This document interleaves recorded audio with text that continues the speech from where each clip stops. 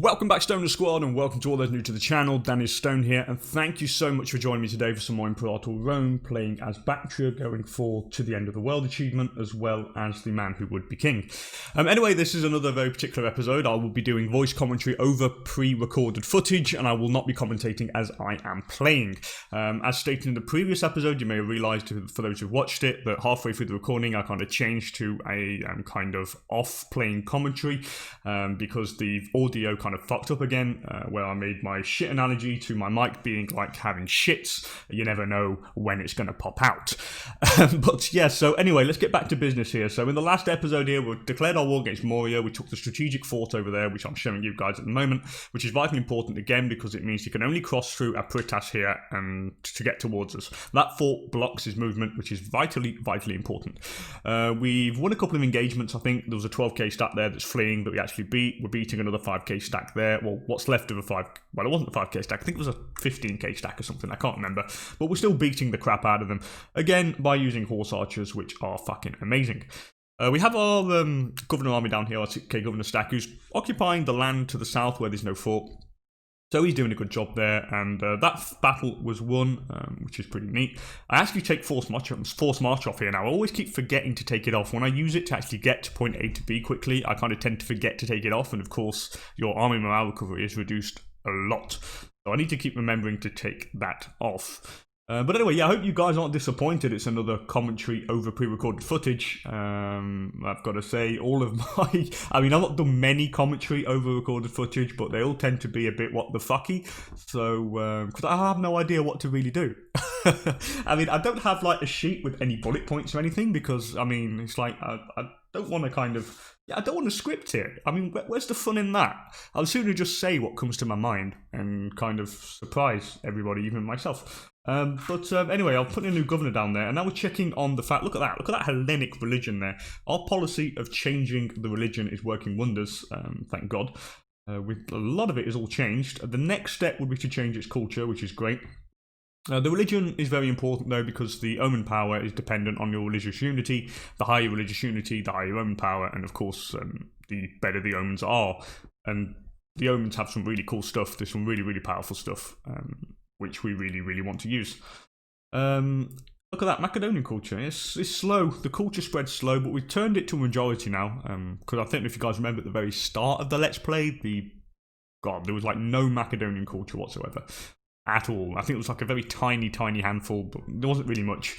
Yeah, come on, Dan, stop pausing on culture. Let's get it on the war here. Okay, so now where are we going? I've got 22k stack. He's marching. He's probably going to go and occupy the rest of the stuff down here now. I was very tempted to follow the retreating 17k stack, but I thought, nah, they're moving too fast, because on retreat they move faster than we can catch them, and it's just be a waste of time just to go all the way down there. I thought, might as well just occupy some of the land up here and hopefully let the AI or allies actually deal with the stragglers down south. Even though they don't have as many men, I think the horse archers should be able to do the damage. They should be fine. They should be absolutely fine. So we need to kind of spill through the mountains here and kind of spill through to the plains on the other sides of India, which would be nice.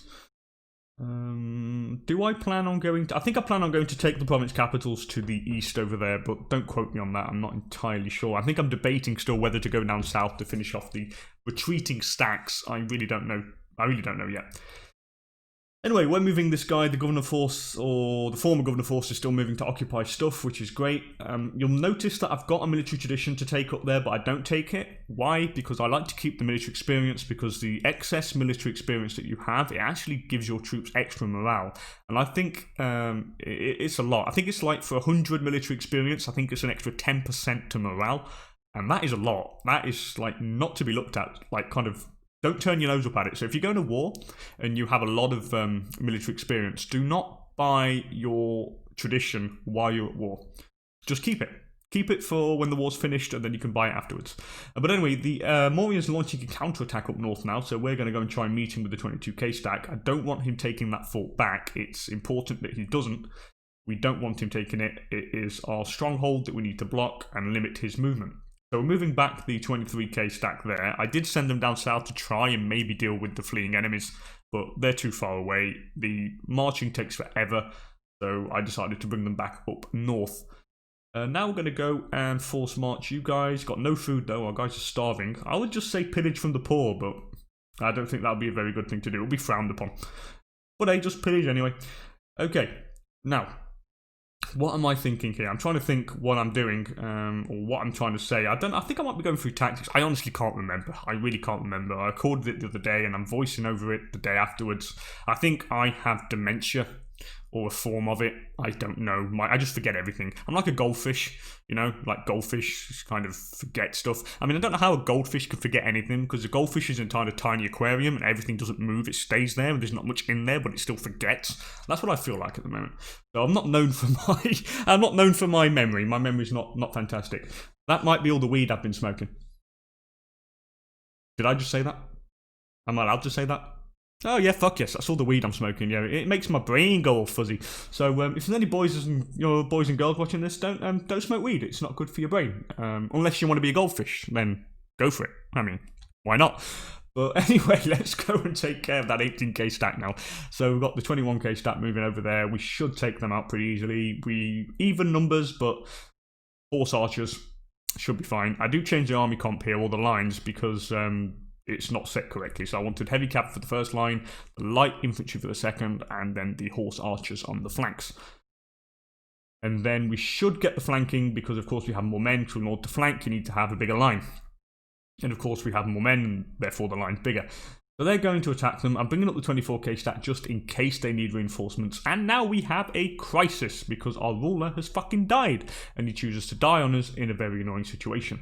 So now we have two pretenders. We have Hieronymus and the woman who are raising their troops. So the good thing is that they're already really loyal, so I can disband them. So that's what we're doing here, because I can't maintain them. Having these extra 36k stack, it's just going to cost a lot of money. Now, the good thing about this is we gain 9,000 manpower from this. This is free manpower. Well, I won't say it's free because we spend a little bit of gold on it, but it is pretty much nearly free manpower. So you can see our manpower has gone up a lot more, which is great. There is another pretender stack that I forget. I've not noticed, and my money keeps going down, and I realise in a little while, and we do the same thing, we disband them, and of course, we gain more manpower. So that is really a blessing in disguise. You could be thinking that, oh crap, there's a pretender army, they're going to fuck us up, we're going to die, and all this and all that.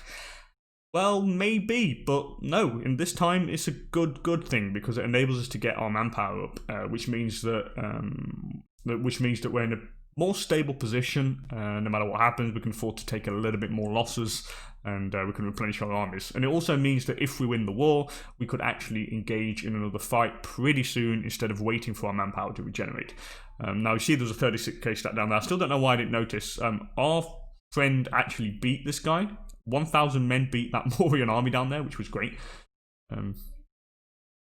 Now, we are going to go and occupy I think now we're moving in to occupy the rest of the land over here. I want to take that capital there, Taxila, the capital of the province. It's got a really cool temple on it. I have no idea what it is, though. If anyone knows what that is, please let me know. I mean, that is really cool. What is that? Like a gold dome thing. I have no idea what it is, but I really want to find out. We have a threat of a civil war, though, of course. Again, seems to be happening quite often. So here we need a new guy as an administrator, so put a new researcher. I put Vede, the guy who was pissing us off. Don't know if you guys remember him. He was the guy who was in charge of one of the armies, who was always disloyal, always threatening for civil war. Well, I thought, well, if we give him a position as a researcher, maybe he will shut the fuck up and not annoy me. And I'm hoping that's what would happen. It's like, he's like one of them, I mean, we've all had these people, right? We've all had, like, you know, at school, you had one of these so-called friends in brackets that always hung about with you, but you didn't like him, and you couldn't find a nice way to tell him to fuck off because you didn't want to be a bad guy. I mean, you didn't want to be mean. I mean, I don't like being mean. I try to be as nice as possible, hence the reason why I didn't tell him to fuck off. Maybe I should have, or maybe I shouldn't, but anyway. So you just kind of give him something to keep him occupied so he doesn't annoy you. That's pretty much what I was doing there. I like my analogies and my comparisons. They seem to be good. I should write a book about it someday. Anyway, who requests responsibility? Is she my wife? Oh no, it's not. It's my daughter. And of course, yeah, it is the daughter. Our wife is part of our family, by the way, since we've got familial marriage. We've got a bit of incest shit going on here, which is pretty cool. What do you want? What am I doing? I don't know what I'm doing here. Am I'm arranging a marriage for the daughter, trying to, because she's the primary heir apparently, so I'm trying to arrange a marriage for someone in the realm so they can actually pop out some children and therefore kind of keep the family growing, because I think the Sophited family, there are not a lot of people left anymore. I think it's slowly dying out, so we could use some extra, people actually, so that's why I'm getting her married. I'm trying to, now we've got these two disloyal guys threatening civil war, we need to solve that problem. I'm still trying to arrange a marriage here, for God's sake. I should probably speed it up here. I don't know why I'm taking so much time. Maybe I'm trying to find the right person. I think I'll know what I was doing. I was trying to find one of the a family member from one of the disloyal guys, because we've got two disloyal people threatening our realm with civil war. Well, I tried to find one of the disloyal people's family members to marry to increase the loyalty of the whole family, and therefore perhaps potentially get rid of the civil war threat. That's what I was planning to do. I think I actually give up on it and try and marry someone else. Because I know it's a Gillipid. That's what we're trying to marry. God, taking forever in doing this. I mean, even I'm wanting to slit my wrist here. I think I'm just sitting at my desk, and I think I've got a rusty knife next to me, and I'm planning on going snip. I don't say snip. I'm not snipping the end of my sausage off. So it's no, just slit. Anyway, come on. I need to hurry this up. I'm spending forever on this. I didn't realise when you look back at this with a different perspective, you don't realise or after you've done it, not a different perspective, but after you've actually recorded it, you don't realise how long you last on things. And I didn't realise I was spending this long on that subject. And now I'm running out of things to say. Thank God it's fucking finished. Thank God. I was running out of things to say about that subject. But anyway, let's get back to the war. So our allies are helping us down south, which is great. We've occupied a big chunk of his land, with 31 war score now, which isn't bad at all, actually. That's really, really good. I think we tried to go a little bit longer, because I want to get as much as we can possibly take. No longer importing leather. Yep, we know. We import something else. Probably get some... Do I get leather back? Do I? I don't think so. I can't remember. Oh no, I get furs, of course. The furs for the extra experience decay, which means we can, with the maximum experience of your troops, can go up, and therefore you can generate more military experience per month. So that's why I went for the furs. Anyway, we're slowly spewing in... Can I say that? I'm slowly spewing into the valley. You can interpret that in so many different fucking ways. So I'm slowly marching into the valley. See, that's more politically correct. Marching into the valley here and occupying all this shiz. There's 11k stack there, a 9k stack there. We are going to... Oh, there's a 6k stack that is fighting this 13k stack. It's going to be a pretty tough battle, I think, from off the top of my head, because we've got no general, so I do decide to apply one for the time being. So we put the king, actually put Sophited, so the king is leading the little small governor force, if you wish. We have our allies next to us, so they should reinforce, so it shouldn't be much of an issue. We're occupying everything, we're gaining gold and slaves, of course, as we pillage and destroy the land. Yeah, the battle's not good. No, see, we actually lost it there. I thought we would have won, but no, we actually lost. So the our ally is actually coming out. No, he's not, he stopped. No, he's not, he's doing a suicide attack. Oh, well, fair enough. Fair enough. What next? Looking for fort. Yeah, there's a couple of forts down here, but I don't really... Oh no, that's not even Moria. It's a little... Another thing. It's like a purple thing. I don't know who that is, but Moria have no forts over here. Again, one of the really big major flaws of the AI is the fact that they don't put any... they don't build many forts. I mean, really, they could easily build a few, make our life so much more difficult, but instead, we're just occupying a lot of land. So here the AI is doing a, well, the Morians are doing a counterattack, but again, it's not the war goal, so I'm not really worried. We've got the war goal on lockdown, so we are going to get that ticking war score, so it's really not a problem. 9k stack there, we want to go and destroy it. Again, we want to just kill as many men as we can, because if we can kill as many men, then we deplete Moria's manpower as much as possible, which means then what we could do a snowball effect, where as soon as the peace treaty is up, you can declare war again against Moria, and of course they wouldn't have had time to recover, and they can just keep eating them like that. And that's pretty much what was happening to us at some point, where we're getting DOW'd by the Seleucid, then the Morians, and the Seleucid, then the Morians. And of course, one after the other alternating, you don't have enough time to recover. which is why this is a pretty good plan. The plan here would be to win the war, do as much damage to his manpower as we possibly can while suffering the least amount of damage to our manpower. So then, by the time the peace treaty is up, which would last any region between 5 to 7 years, let's say, you can just declare war straight away again. And of course, the threat would be minimal because he's got no men. And then just keep doing it like that till you eat the fucker whole, and end of story. Here I need to put another guy in a position, don't I? Have something. Wow, you're a good general. Do I put you in charge of the army? We marry our primary heir. Of course, no, we married our primary heir then to the general, didn't we? Of course, we wanted to keep the general loyal on our side because the general was pissed off with us because he wasn't loyal. So we decided to marry the daughter or one of our daughters to the general to increase his loyalty. Again, we have to bribe somebody. I'm doing a lot of bribing on this. A lot of fucking bribing. One thing I did learn though the other day that I've not used at all, and I don't think you guys have ever seen me use it, is the influence character button. Now, nothing to do with what's going on here. I tried this in the Bronze Age Let's Play I had, and I've never done it before, the influence character, and holy fucking cow, I had no idea that's what it fucking did. You can get a shitload of political influence from it. It's insane. I had absolutely no idea. And I can't believe I never realised that. So I want to thank you guys in the comments below for putting all the extra tips and stuff that you give me. I mean, you give me so many good tips. And without you guys, I would have had absolutely no fucking idea that was there. And that button was so powerful, that influence character button. So I will be using it a lot more. Definitely. Anyway, back to this war. So, how long have I got left?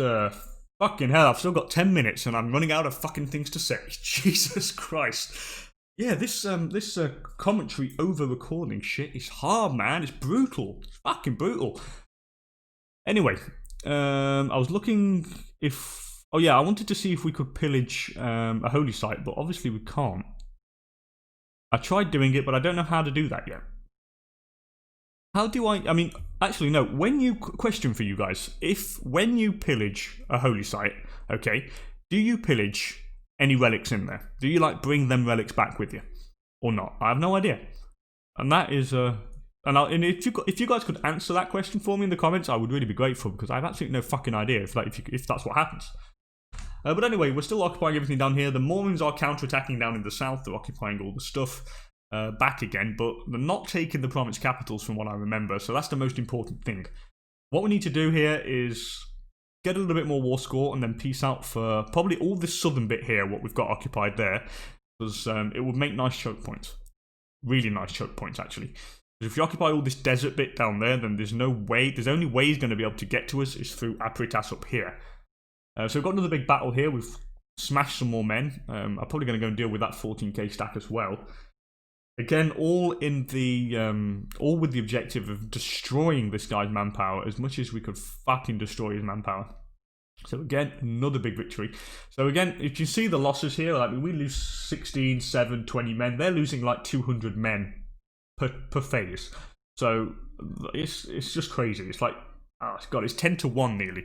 That's what the losses are taking in each battle. And even though they're massive, there's no way they're going to be able to maintain this type of effort up for long. No fucking way. Now I've got 35 war score. Is this where I decide to peace out? Can't remember. I think I look for what we want to take here. So here you can actually get a good idea of what we want to occupy. So see, I want to occupy that there, this, and I want to occupy that there. So all of this is what I want to take here. Just because, as you can see, it makes 2 choke points. One down south there, you can see just here in Bactria. Okay, so we put a fort and city on there, and you can only get through there. And then one up north. We can build 2 forts on the 2 passages up north there. And of course, there's only 2 ways you can get to us, which makes it way easier for us to defend in case he attacks us, which is the whole plan. Anyway, this guy approaches us. He's apparently scared that he's being crucified by zealots. So we, as a good Samaritan, go, well, give us all your worldly possessions, and we will protect you. Now, if I was a cruel ruler, I would have killed him and took his money anyway. But since I wasn't cruel, I didn't have that option. But I just want to let you guys know that if I did have that option, I would have killed him, and I would have took his money. But anyway, now we're going down to deal with the armies that he's got down south. He's got quite a lot, actually. There's a lot of men there. Wow, there's over like 50,000 men. So we do need to go and win a couple of major battles down there in order to finish the war off. Another couple of military victories, like mano a mano, well, mano on mano, troop to troop. we should be able to peace out. So I'm guessing that maybe this fight here, and we should be able to peace out for what we want. And that would be good. Come on, come on. How long have we got left? And I've got 8 minutes left. Oh, time doesn't just fly by when you're having fun, people. Oh, no, I'm only kidding. I do enjoy this commentary thing, I've got to say. It allows me to come out with outrageous shit. Don't have to be as serious as I try to be when I'm live, when I'm recording and playing. I try to be serious and kind of explain what I'm doing as I'm doing it as much as I can when I'm kind of recording while playing. But when I kind of have to voice over, I can actually let my hair down and let go and just be fucking insanely outrageous, which is kind of lets off a bit of steam if you put it that way. Anyway, so he won that battle. Yeah, see, look, he's got 21,000 manpower left. Now, he's not going to have that much when he replenishes his troops, because he's lost a lot of men, and he's going to have to replenish his armies, and of course that is going to take the manpower away. So he may have 21,000 there, but he's not going to have that within maybe 6 or 7 months' time. Anyway, we're sacking cities, of course. We're just going to loot them and raise them and whatever, just to get the extra cash for the realm. I think we need to do I do another battle here? I might do another battle in order to get the necessary war score in order to peace out. Or no, I can actually peace out now. Sorry, my bad. So here you can see what we're going to take, clearly. We take a nice big chunk. It may not be the best land in the world, but it is useful. And it does create, as we stated, the all-important choke points. Why have I gone back to being serious again?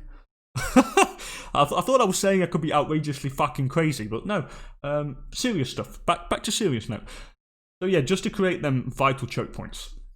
And you can clearly see on this map mode here where the passages are, and you can clearly see how easy this is going to be to defend now, and how easy it would be to launch future wars. Now, I do get Moria to release a nation, I think, to the far east. Is it? I think it's Nabapakti. Nabapakti? I think it's Nabapakti. Is it? Let's find out. And I think it is them. It is them. I'm sure it's them. So I released them way to the east, and it just kind of loosens Moria's stranglehold, doesn't it? And like reduces their power a little bit. So you can see that little brown bit there, Nabapakti. That is what we have released. So that's good. Hopefully they'll ally with the kind of Sang and nations in the mountains to make them just to kind of add an extra threat to Moria. The ideal scenario would be that since they've got no fucking manpower, that someone declares war on them in India or something like that, just to kind of keep them occupied. So what we will do, I think, is the objective after this episode would be, because now we've finished the war and I've not got another episode recorded after this, I need to do it. And what we'll do is I think we'll declare war on the Seleucids. Since we've got a manpower back, as you can see, up to 34,000, and that is thanks to them pretender armies that we actually deleted. So what we'll do, we'll probably declare war on the Seleucids and try and grow our client, because that client is going to act as a buffer state. I know it's not the best client in the world, but I chose to create it because the land that we gave was shit. I mean, it's just desert land. I didn't want any of that fucking shit. It's just another region for us to govern. Okay, it was a region of Persia, I think, or Persil, or Persia, whatever. And since the governors in this game and this playthrough have been really fucking annoying with rebellions and shit, the less regions we have, the easier it will be to maintain. So I didn't want to take this shitty region in the desert down where the client state is, and kind of let them administer it all for us while they give us gold and provide us with assistance in wars. Now, we need to grow it to a decent size so they can have a fair bit of money and give us a lot of money, and also have a big army to actually defend us against the Seleucids. Because if we ever get caught in a war against Moria and everything goes bad, well, it's always nice to have that buffer state on the other side to protect us against the Seleucids. So that is the reason why I have done that. Anyway, I think it is time to end this random commentary, people. The war is over. The video should be finished. It will be a little bit shorter than the usual ones, but I will make it up to you guys. I'll make a bit of a longer one in the next one. As per usual, thank you so much for joining me. If you enjoyed the episode and the random shit that I came out with throughout a whopping 25 minutes, please don't hesitate to hit that like button down below. And if you want to see more Imperator Rome content, also consider subscribing to the channel for more. And with that said, I can finally go and fucking catch my breath instead of talking random shit for 25 minutes non-stop, and go and smoke some weed. See you later, people. Have a great day, and I'll hopefully catch you all in the next one. Bye for now.